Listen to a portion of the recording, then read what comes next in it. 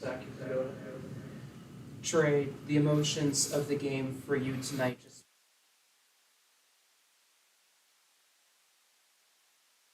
Well, all I can say is great. You know, it was great to get the team win. And as far as my emotions, it was just great to show that because I know coming from VCU and having that chip on my shoulder, having to go to JUCO and then come back to the same conference and be able to play my old team. So all I can say is thank God for real. Great. It was your first 20-point game of the year, but that's 9 straight double-digit scoring games for you. What's gone differently for you on the offensive end? Why do you feel like things are starting to go better for you? It's just really just I know I get in the gym every day, practice, and my teammates believing in me, and the coaching staff believing in me. So with those two going together, it's just that's what you get. I just go out and try to play defense as well. For either of you, what was key to that run in that first half, and how were you able to hold them? I think it was nearly 7 minutes without a field goal. We talked about coming out with a lot of energy, having a lot of juice, and making sure we got stops. In the previous games, we felt like we didn't get enough stops at the beginning of the game to get out to a good start, so that's something we focused on coming into this one.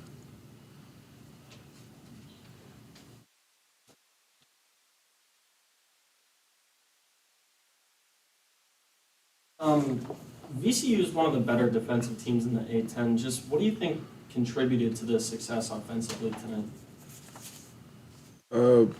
Really, it was really a focus on what our game plan is. We know that they like to press, so it was really just attack the press and play. And we know we got talent and good players that know how to play basketball, so it was just attack the press and play basketball. Jimmy, you had your career high against your old team, and part of the reason why you went the JUCO route was sort of expand your offensive game. How do you feel between the last time you played at VCU and now having your overall game on the offensive end?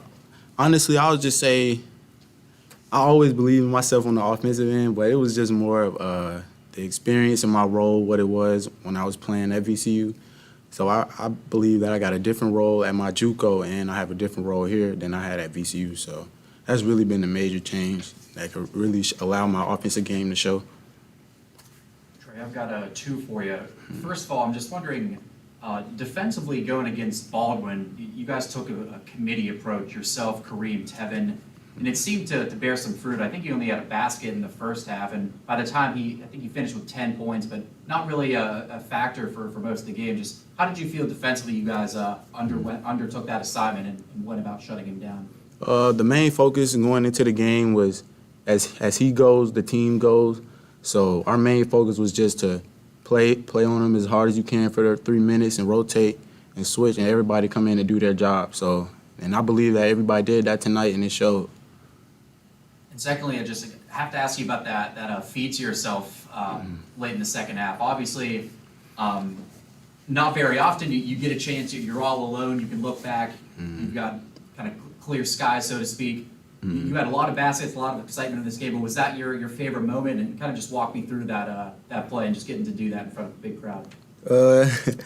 That's something if people might not believe it, that's something I practice a lot. So I just knew whenever I get the opportunity that it was gonna happen eventually. So yeah, that's all it was. And then the energy was great, so I loved it. I just fed off the energy.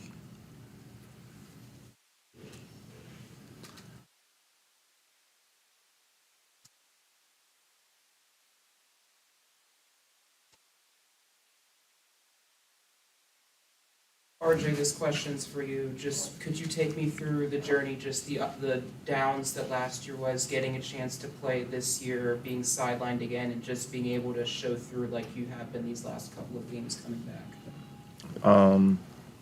I wouldn't necessarily call it a down. I just kind of took it as an opportunity to see the game from a different perspective, going from Division II to Division I. So I just got a chance to see the speed and the physicality change of the game and see where I could fit in when I got a chance to play. And then this year I just kind of took advantage of that. RJ, kind of following up on that, you've gotten back for 3 games now, and coach has been trusting you with more and more minutes here. As the season goes along, what do you feel like is going to be the biggest thing that you can bring to this team to help them keep winning?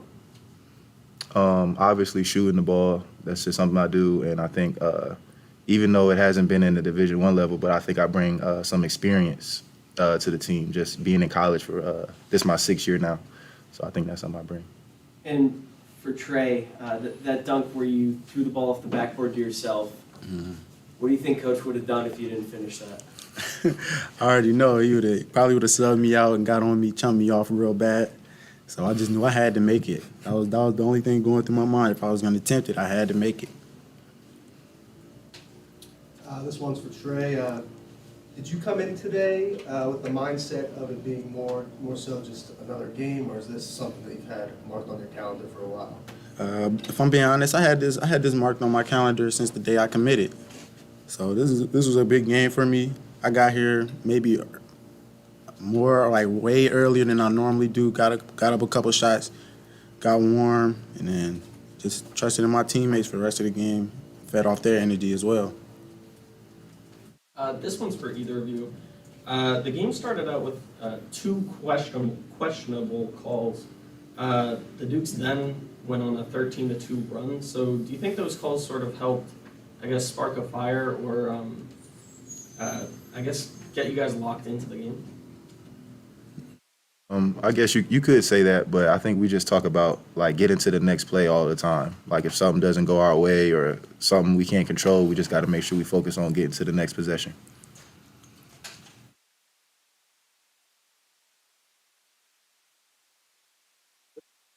All right, thanks, guys. Appreciate it. Get back, gang, man. Get back, gang.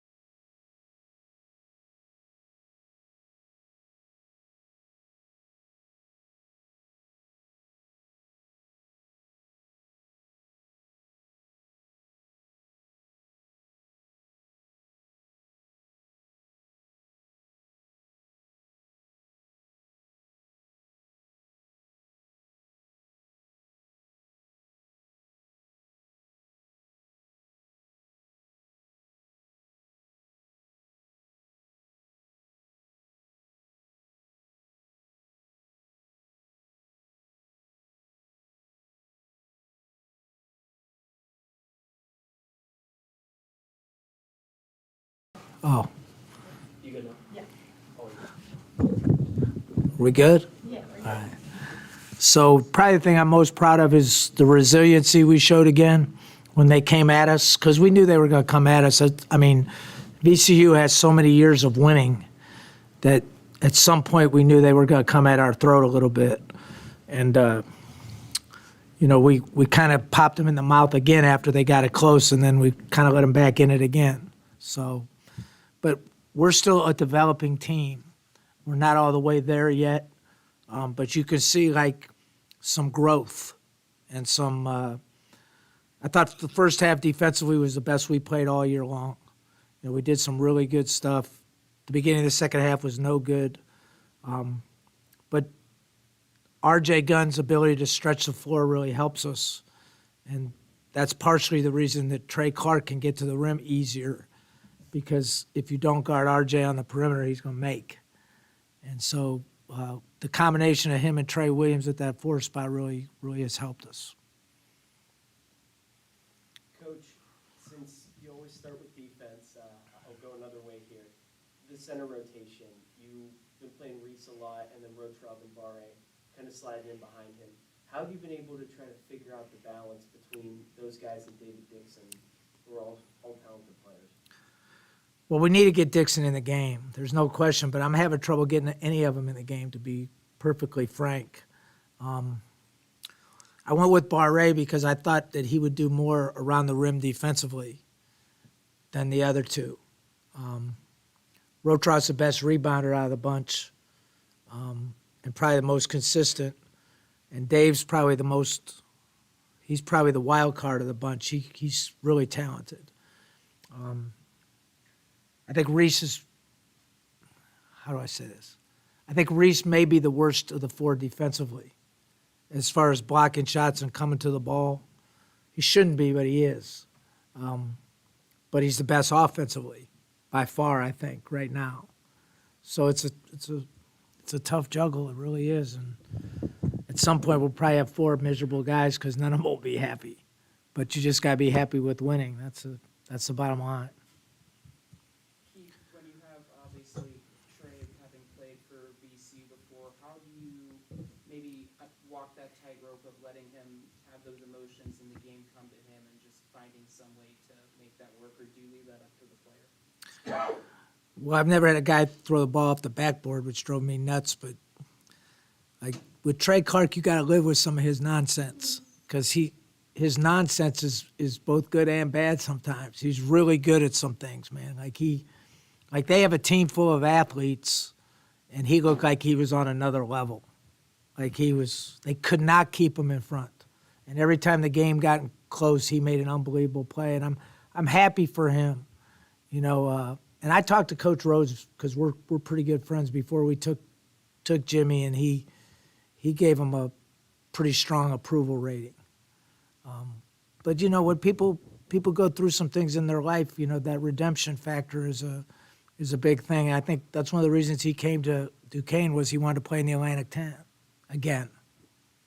But I'm proud of him. He's been a really good player, like really good. But most importantly, he's been a really good guy, man. He's been unbelievable to coach. He's fun to be around. He loves the game. Him and Day stay after practice every day. So he's been a real pleasure for me.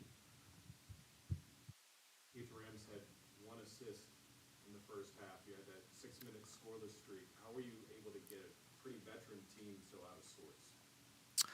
Well, we didn't turn the ball over in the press. So, we had 10 turnovers the first half, but they were all in the half court. They couldn't press us, which is kind of their deal, but they kind of havocked us in the half court. That's their mantra. And we didn't do a very good job. We let them back in it because we didn't have the ball very good in the half court. But we did an unbelievable job of not turning it over, which allowed them not to get into transition, which is half their deal. And then what makes them go is Ace Baldwin. If you look at the stats, their assist to turnover numbers are bad other than him. And so what we did is we tried to stay at him. And, if you cut the head off, the body has has struggles. And so that was pretty much our game plan, is trying to contain him. And I thought we did a really good job. He's a really good player. He's one of the best guards in this league. But we did a really good job on him. VCU came into this game on a 5-game win streak. Just how are you able to stop a team who's playing arguably their best basketball so far this season? Well, we got off to a good start. That doesn't hurt. You know, we kind of stunned them with the 3-ball early, right? Like we kind of hit them in the mouth. They've been able to out-athlete people at the 4 and the 5 spot, and we have a lot of bodies. So, you know, we didn't do a particularly good job on Brandon Johns in the second half, especially. But in the first half, Deloach has been scoring in double figures every game. He didn't get, now he had some foul trouble, but he didn't do much. And so it's a tribute to our bigger guys. We have a lot of bodies, though, that we can throw at them. And we're a little fresher probably than they were, which is a strange statement when you play VCU, because they're usually fresher than everybody you play, because they play a lot of guys. Hey, Keith, how pleased were you with the defensive effort on Baldwin tonight? It wasn't a one-man job. You utilized something of a committee on him with Trey and Kareem and Tevin all seeing time one-on-one. Just what made you decide?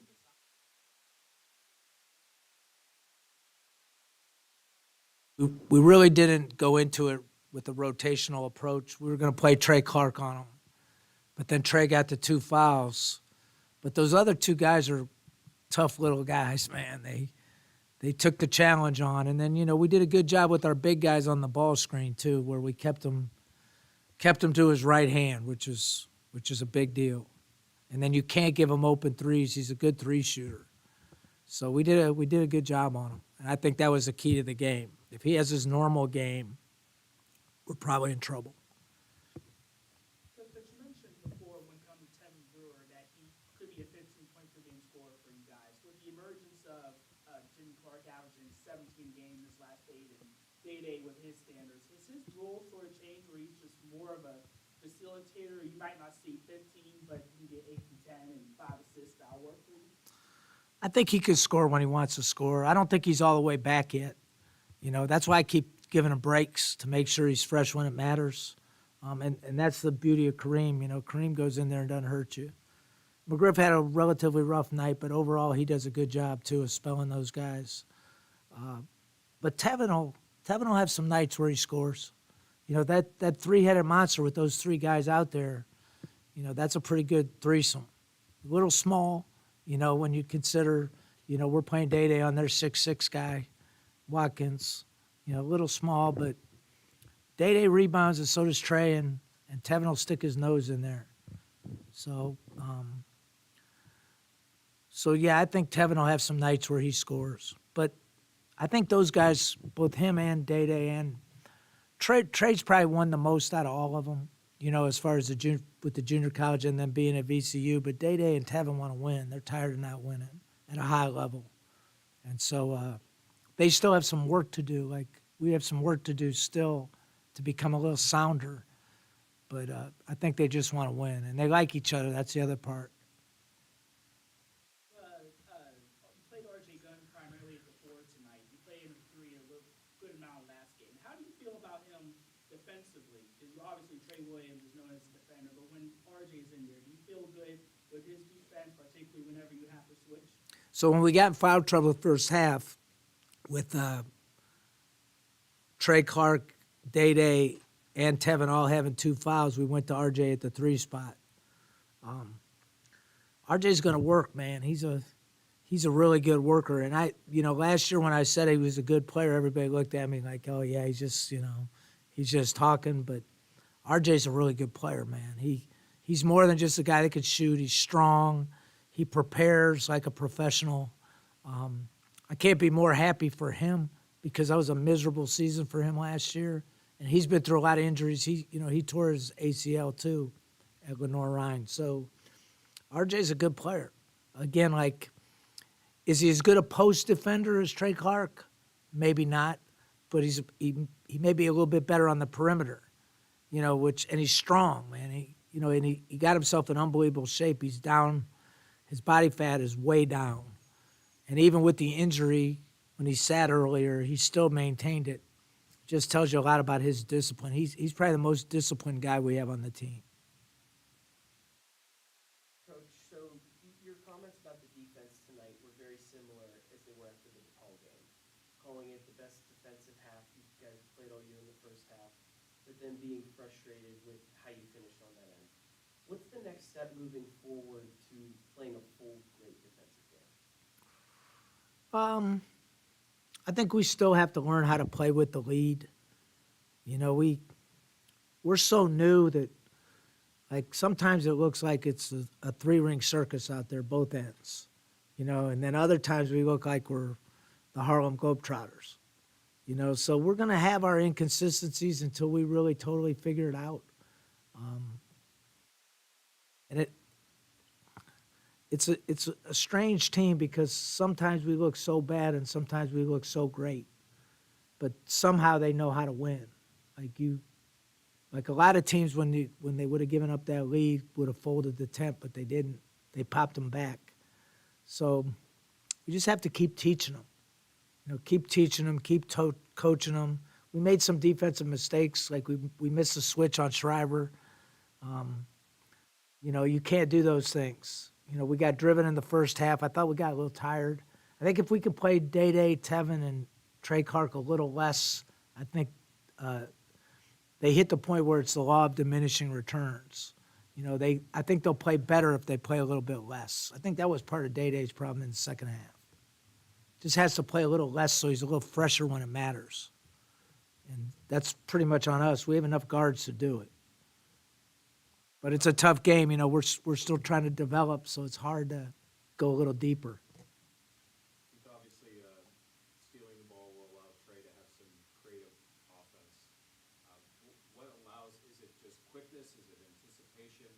What has made him so good at stealing the ball for you this year? Well, it's not just us. If you go back and look at VCU, his steal percentage per minute was one of the best in the country. He just, it's the same thing. Like, you have to live with some, like, he's so unconventional that he'll run off his man, and every once in a while he'll give up a three because he runs off his man. But you have to live with that because you don't want to take that ingenuity away from him. You know, he plays with such freedom, both offensively and defensively, that I think if you put him if you try to limit some of the things he did, I think you would hurt him. I think that's he couldn't play for every coach, you know, but he's good for me because I don't like everybody to do that, but he's such a freak athletically that you have to let him loose.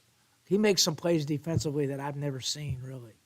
You know, he's just so instinctive. Like, they threw it to not his man, but the other guy, he stole it. You know, the one he dunked. Like, just you can't coach that. That's just like crazy instincts. Now, sometimes those crazy instincts get him in trouble, but I think the good outweighs the bad. So, I like I said, I really like coaching him. Like I told him when he threw the ball away at the end, that's just him. I mean, you can't make a dumber play than that, but the game was over anyway, but I still would have liked to seen him do it the right way, but that's just him.